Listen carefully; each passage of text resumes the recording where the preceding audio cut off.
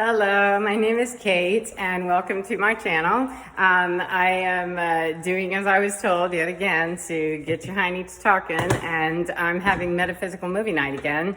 Last night was Labyrinth, which I didn't know I wanted to watch until Divinity said, yeah, you want to go watch that? Go watch that. And it was an amazing metaphysical journey of fun. And I'm on my way to, this is the pre-brief of what I'm going to be watching now. The Metaphysical Movie Night for tonight is Back to the Future. And, excuse me, one of my favorite oracle readers is Baba Jolie, Guided Messages, I believe. And she was doing a reading of whatever, cross-watching, because I'm spying, spooky spying.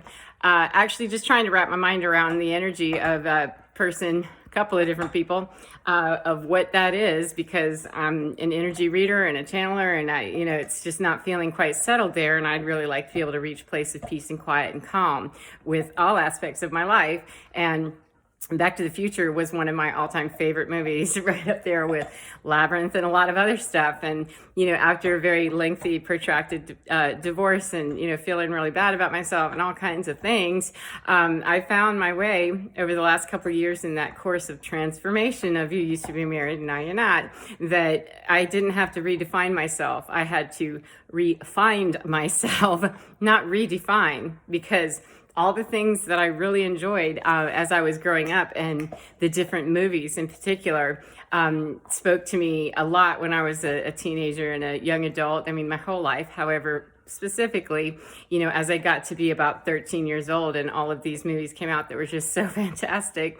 And so I was taken when she said, Great Scott, it was something that came out of her mouth. And I kind of recognized it, and I thought, I wonder if that's like an Irish thing or something, Great Scott.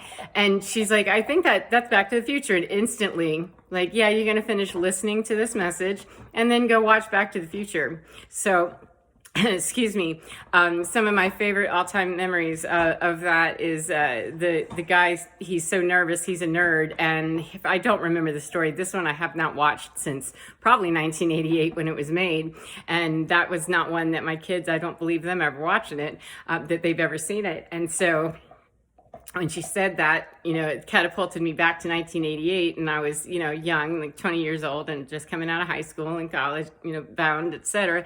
And excuse me, the nerd guy, he has to go back in time in order to fix the future. I do remember that, and that's about as far as it goes. But I do remember him saying, "You are my density," and he was supposed to say, "You are my destiny," to the woman that's going to be his wife and, have children, or at least the hero dude, Michael, what's that guy's name? I don't remember what his name is, the actor, upside the scientist. Sorry, I don't have the greatest memory on that one. However, he gets nervous, right? The dad gets nervous when he's a teenager, and he's a tall, lanky dude, and he's a nerd. And rather than say, "You are my destiny," he says, "You are my density," which has always made me laugh, because I can't tell you how many people I wanted to walk up and say, "You are my density for sure," and I got to go. And not to be unkind, it's just what a great way to sum up what it is for me to energetically be bound to people in entanglements that are just really not all that great. You are my density, and you might be my destiny. However, if you're hanging out in Densityville, or I'm, hanging out in your density quantum field of, that's a lateral death spiral there, then let's make that "You are my destiny." And he's such a nerd, though, and he's so sure that it's like, what do you have to lose there? Okay, what do you have to lose? Because even the jock or whoever might be vying for your girl's she loves you. You guys already have the future already booked and worked out. And I'm not sure, I don't remember. It'll be funny and fun to see the after action review of Back to the Future whenever I get done with it.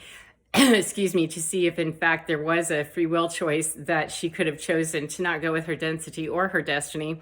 I don't remember, so it's going to be fun to see how that worked out. But I just remember thinking, oh, poor guy, he's such a nerd, you know. He says, I'm not anything but a nerd. It's kind of the way he presented himself. And yet, me personally, I dig nerds. I totally am all about nerds. You know, I don't like the real jock, you know, buff, athletic. I mean, super athletic.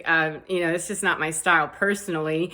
I like, you know, a tall, handsome guy that's kind of a nerd. That's just my thing. I really kind of like that. And so she could have turned him down. Maybe. I'll have to see how that works out as to, so would she have turned down her density or her destiny, or did she just let him twist up his words and know that, yeah, dork, I really like you, because she was destined to be in love with her lovely lover and whoever he be. So I'm not sure. We'll see. And interestingly enough,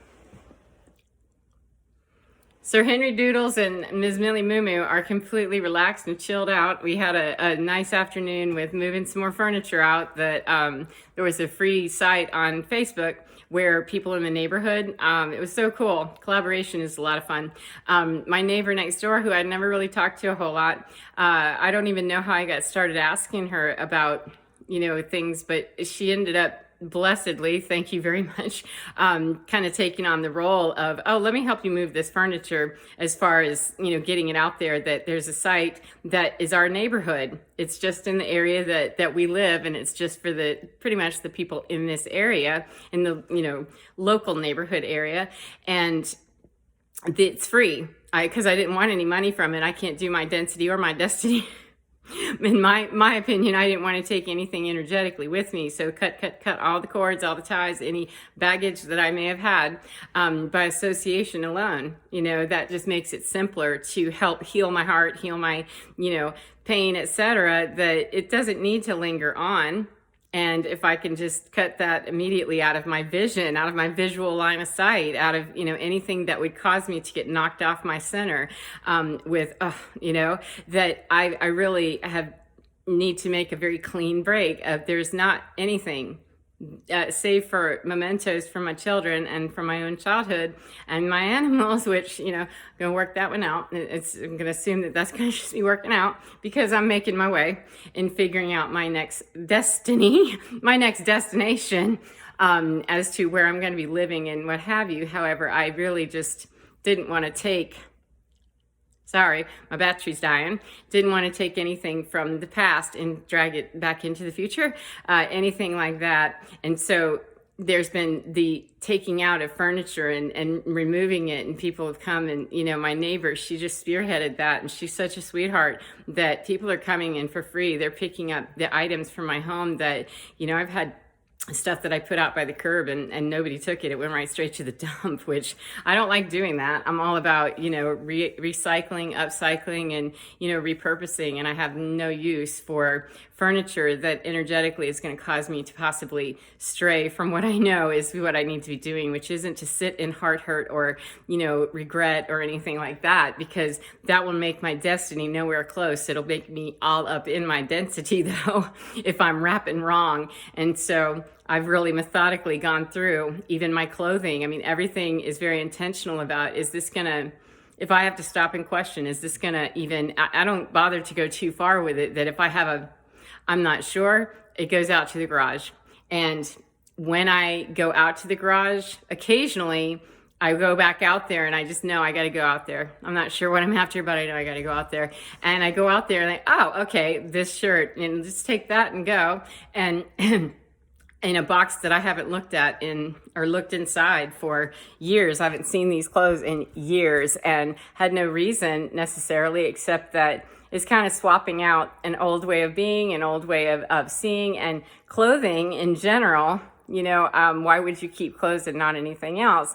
I hadn't intended to. So I was quite surprised and going out there and, oh, okay, well, let me pick a couple of the things that really sing to me, because I just do sit down or get parked for a minute with taking some of these things and swap out some of the darker stuff that's in the closet, because I've worn the same clothes for the most part quite a lot over the last few months, because I needed to simplify and get down to what's most important to me, which is not to get me charged up here, which is not to get hung up somewhere going in an unnecessary feeling or in an unnecessary attachment or entrapment or entanglement with myself about that shouldn't bother me. Why should I?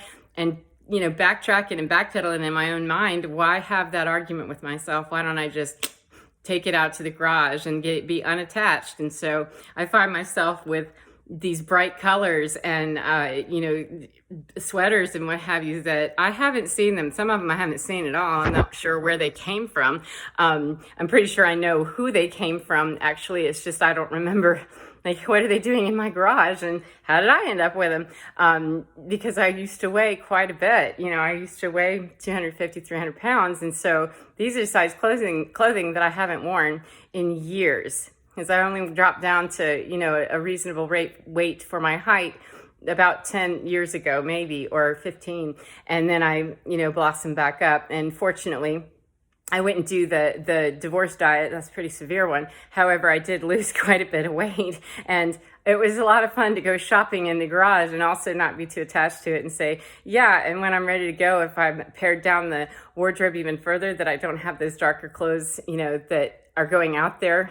They definitely are going, and I'm not retaining any of the sweaters or what have you, then so be it. And 1111 just passed by. Numbers are super significant. I've been all up in the numerology and the angel numbers for the last few days, and taking those synchronicities and saying thank you to divinity and to the nerd in me that is totally okay with being in the flow of the know with my destiny and skip the density, and also understanding that I'm going to be tongue-tied and nerdy and, goofy and stupid a couple of times here and there. And it's all right. It's all right, because I am who I am, and I have to be okay with other people's nerdiness, however that shows up, or their jock or whatever. However, my personal preference for close quarters, friends, family, etc., romance would be something a little nerdier and quiet like me. It's just the way that I am, and that's what I prefer. And so I'm going to enjoy watching Back to the Future. And of course, I'm watching the 4K UHD version. I assume that means ultra high definition. And this one, it's not for purchase. It's just watch now. So it's a freebie. I don't know if I'm going to end up buying it or not. But anyway, Metaphysical Movie Night. Here we go. And I'm looking forward to watching it. I hope that everybody out there is doing very well. You're enjoying your weekend and doing something really special and fun, and remembering to really take care of yourself. Pamper your own heart and soul.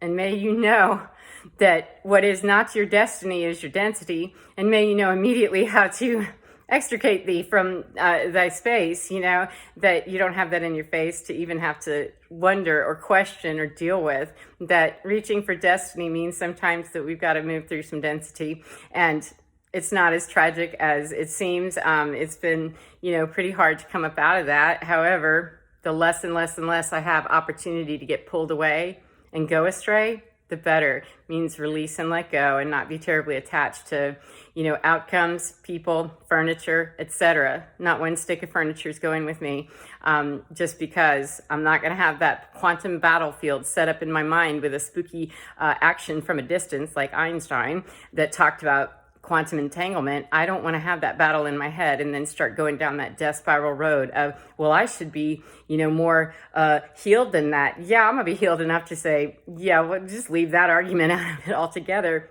because that monkey mind is not necessary for me to initiate that at all. That's like planting a bad seed. Why would I do it? I'm already got weeds in there. I'm already going to be weeding my garden. Why would I go ahead and just leave something in my life that's going to sprout up and go, just a little? Because it can trigger right now, especially at a time when I'm feeling vulnerable, etc. It can trigger me off into left field going, I don't have a destiny. All I've got is density, and I don't know what to do. So I'm keeping these short as someone advised me to do. I tend to run at the mouth, so thank you. I appreciate your input very much. The woman that offered that help to me about how to move my channel forward on the algorithm and stuff like that, because I want people to meet their destiny far more often than they're meeting their density. And if they're meeting their density, help them to relieve the pain of that and know that, yeah, it is possible. It does take work. It does take commitment. And we all have that spark of divinity, regardless of our destiny or our density. We all get there. We are all going to get there. And the more that I can help, the better I'm going to feel in offering people a helping hand. So bless you as you travel forward and back to the future now. Yeah.